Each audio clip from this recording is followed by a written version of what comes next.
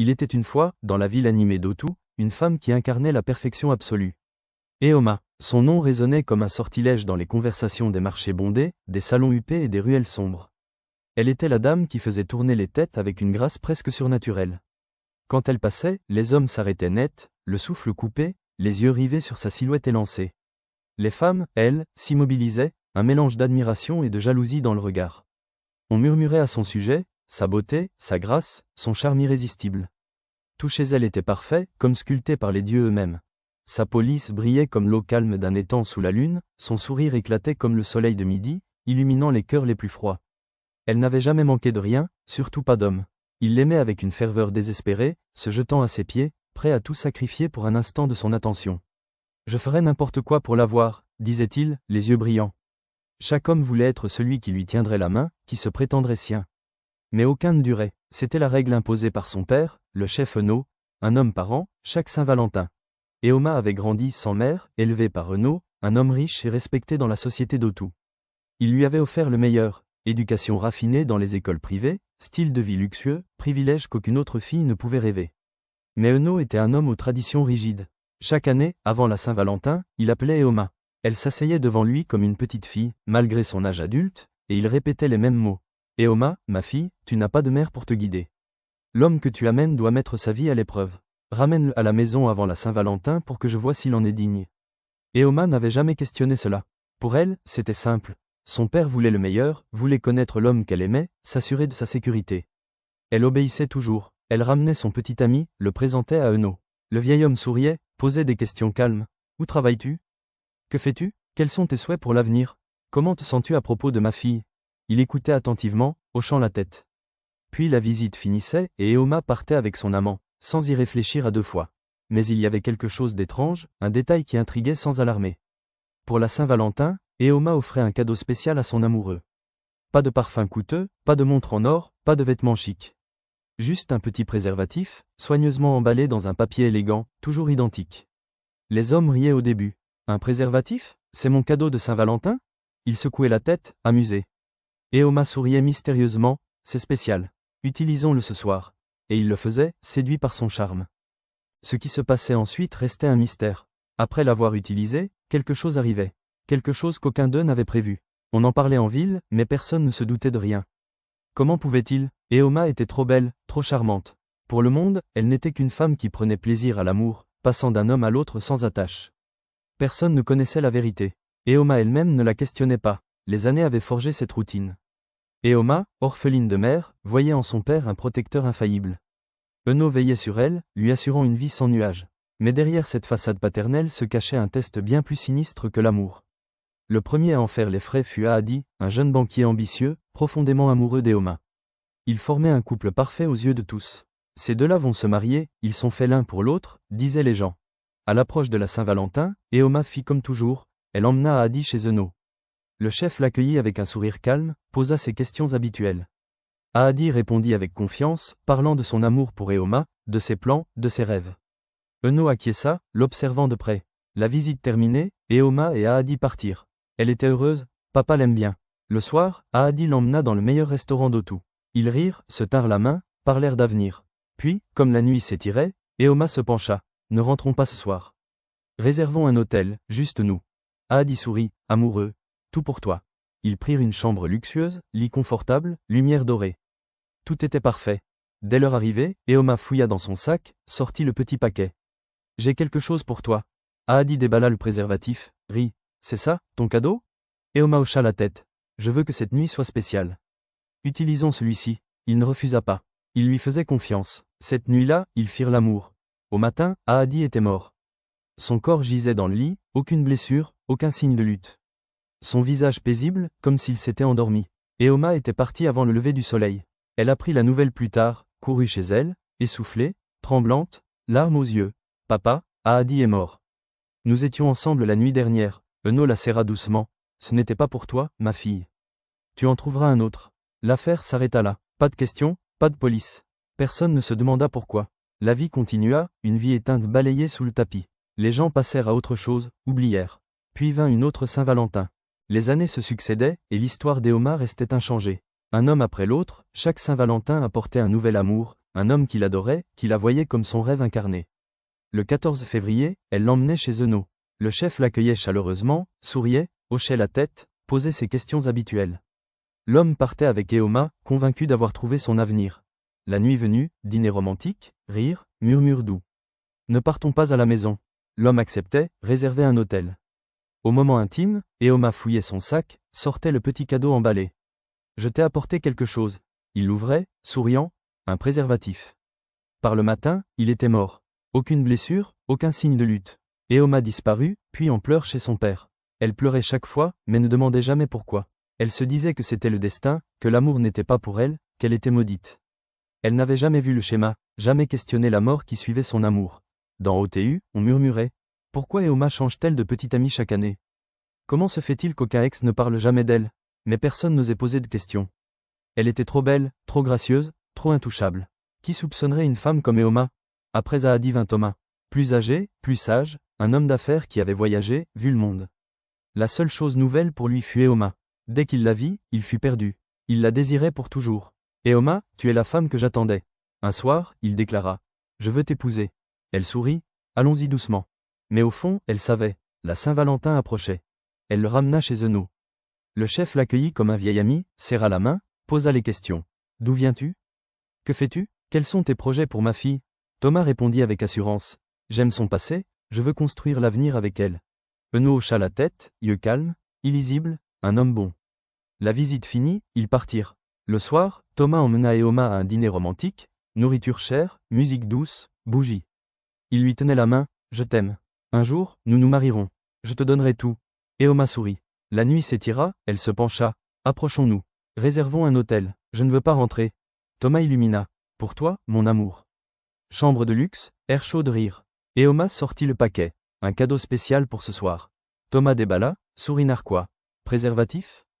Tu es préparé. Elle gloussa. Utilisons ceci. Il ne refusa pas. Confiance absolue. Ils firent l'amour. Au matin, Thomas mort. Corps paisible, sans explication.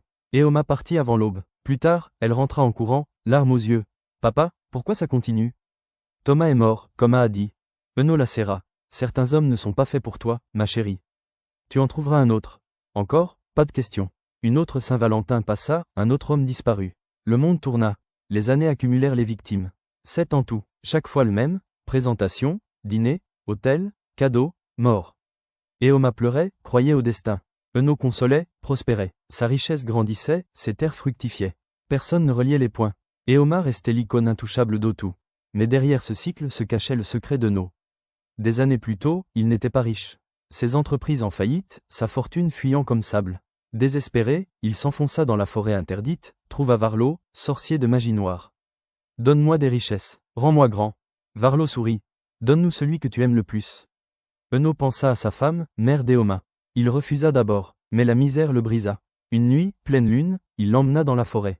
Elle dormait, il trancha sa gorge, sang sur la terre. Au matin, richesse afflua. Mais les esprits voulaient plus. Annuellement, d'abord étrangers, puis plus proches. Eno n'avait que Eoma, il ne pouvait la tuer. Les esprits offrirent, elle livrera les sacrifices. Sans savoir, Eno accepta, éleva Eoma dans l'ignorance. La tradition, ramener l'homme pour test. En réalité, marquage rituel. Puis, préservatif empoisonné. Venin lent, absorbé par peau, vol en vie, destin, fortune. Silencieux, au matin, mort. Eoma, outil parfait, ignorante. 7 ans. 7 sacrifices, jusqu'à Airo. Puis 20 Airo, différents, pas riches, pas puissants. Le genre d'homme qu'Eoma fréquentait rarement. Mais il avait quelque chose d'unique, une mère qui priait. Elle l'avait élevé avec des mots forts, résonnants comme avertissement. Mon fils, une femme qui donne l'argent facile est un piège. Airo n'écoutait pas toujours. En difficulté, dette de loyer, frais de scolarité, Eoma apparut. Gentille, généreuse, elle paya tout. Attentionnée, un piège? Impensable. La Saint-Valentin arriva. Eoma emmena Airo chez Eno. Le vieil homme accueillit avec sourire, questions habituelles. D'où viens-tu? Que fais-tu? Que vois-tu en ma fille? Airo répondit confiant, respectueux. Mais le sourire d'Eno le mit mal à l'aise. Trop calme, trop sûr. Il repoussa la pensée. Le soir, Eoma planifia, dîner beau, rire doux, mains se touchant.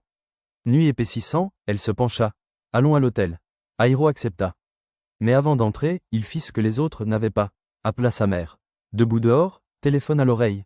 Maman, je ne rentre pas ce soir. Silence. Puis voix basse, tranchante. Airo, où es-tu? Avec Eoma, maman.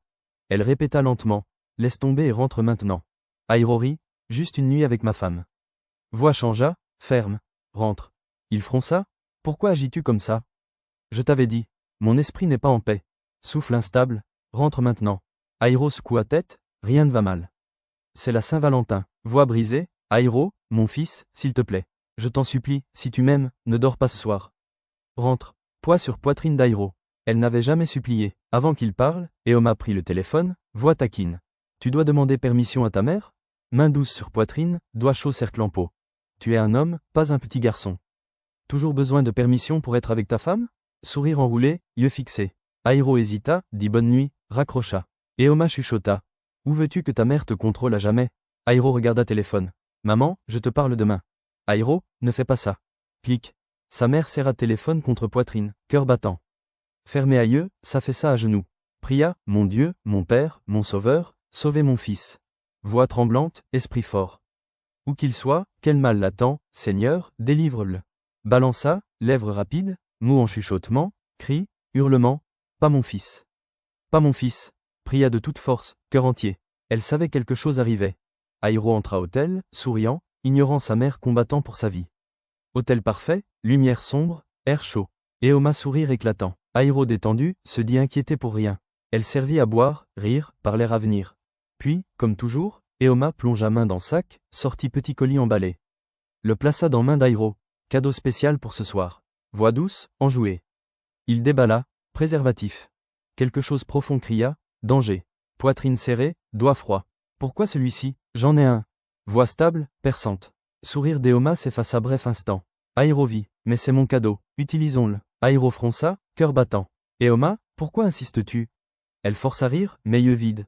Pour rendre la soirée spéciale. Airo tint bon, pas d'Eoma. J'utiliserai le mien. Elle insista, mais finalement céda. Ils se rapprochèrent, firent l'amour cette nuit-là. Sans protection, sans le préservatif maudit. Au cœur de la nuit, un halètement. Puis un cri terrible. Eoma, main crispée sur ventre, corps vacillant.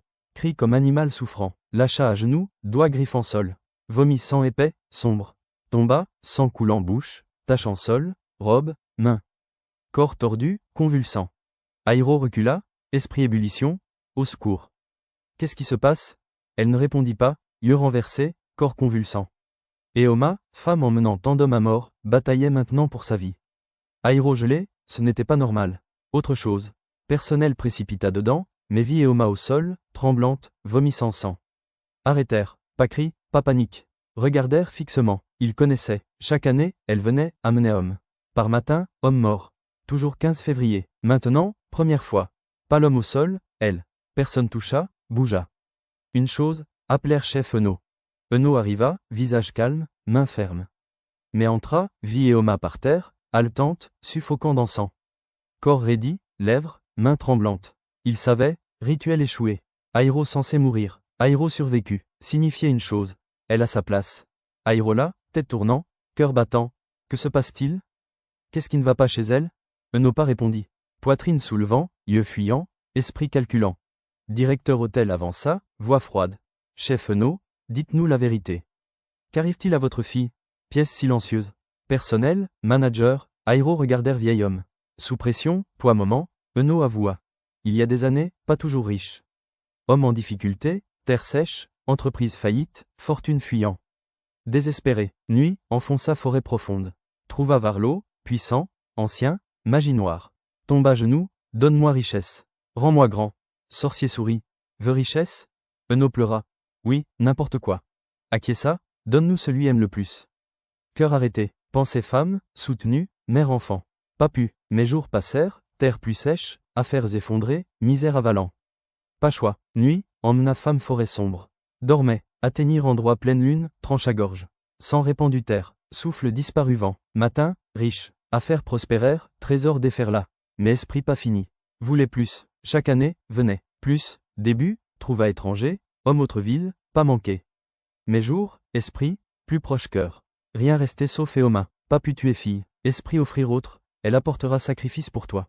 Si tu trouves homme, elle livrera. Ne saura jamais. Eno éleva Eoma croire. Chaque Saint-Valentin, ramener petit ami maison. Pensait simple tradition, testait valeur homme. Ignorait. Une fois homme quittait maison, Eno marquait rituel obscur, malédiction silencieuse. Avant nuit finie, donnez Éoma préservatif spécial. Pas n'importe, avec poison. Genre pas tuer instantané, absorber peau, vol destin, gloire, fortune. Lent, silencieux, invisible. Matin, homme mort. Éoma jamais soupçonné. 7 ans, outil parfait. Maintenant, rituel échoué. Apporté à Aïro, mais Aïro vécu. Esprit venu pour elle. Eno s'agenouille après fille, yeux peur. Toucha visage, voix brisant. Éoma, ma fille, attends. Mais Éoma pas par là, sang coulant lèvres, corps froid. Esprit perdu, cette fois, rien faire. Aïro figé, cœur fort dans oreille. Éoma, femme aimée, tu es homme. Pas main, pas couteau. Avec seul cadeau, jamais su, amené directement mort, croyant amour, tradition. Maintenant, esprit venu la chercher. Éoma haletait, doigts tremblants agrippant robe. Corps convulsant encore, sang coulant bouche. Main tremblante, ma fille, reste avec moi. Mais Éoma échappait. Yeux autrefois charme, beauté, fixé vide. Essaya parler, aucun mot. Avant lever soleil, rendit dernier souffle. Pièce vide silencieuse. Eno cloué côté corps sans vie. Visage creux, pouvoir disparu. Rituel réclamé à place. Esprit pris Éoma. Femme tous hommes désirés, disparu. Aïro s'éloigna, cœur lourd vérité. Éoma offert cadeau, mais prière mère sauvée. Matin arriva, soleil leva. Pour Eno, plus lumière. Police vint. Personnel hôtel, gens vus hommes mourir chaque année, enfin parlèrent. Dire vérité, arriver avant, même femme, chaque année homme amené meurt. Eno arrêté, richesse, pouvoir, non, rien sauva. Emmené, laissant malédiction créée. Aïro rentra direct mère. Vie, tomba à genoux, attrapa pied, serra fort. Larmes comme pluie, maman, tu avais raison. Voix brisée, ne te désobéirai plus jamais. Mère, femme prière, sourit seulement. Posez main tête, hocha lentement, mon fils, tu as vu vérité. Certains cadeaux ne devraient jamais être acceptés. À partir ce jour, Aïro promit, jamais ignorer avertissement mère. Plus jamais prendre espoir recevoir préservatif cadeau Saint-Valentin. Otéu oublia lentement Éoma. Sa beauté devint légende sombre, avertissement chuchoté. Le cycle brisé, malédiction finie. Prière d'une mère avait triomphé des esprits anciens. Aïro vécut, changé, écoutant toujours la voix qui l'avait sauvé. Et ainsi finit l'histoire d'Éoma, la belle fatale d'Otu, dont l'amour était empoisonné par un pacte oublié.